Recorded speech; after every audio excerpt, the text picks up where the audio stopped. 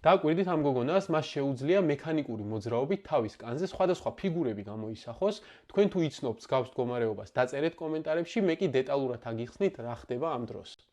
ამ მდგომარეობას დერმოგრაფიზმი ჰქვია და ეს ადამიანებს 5%-ს ახასიათებთ და შეიძლება ესე ძლიერადაც იყოს გამოხატული, შეხედეთ ჩვეულებრივ ტატუს გავს ეს დერმოგრაფიზმი ამ ადამიანის შემთხვევაში.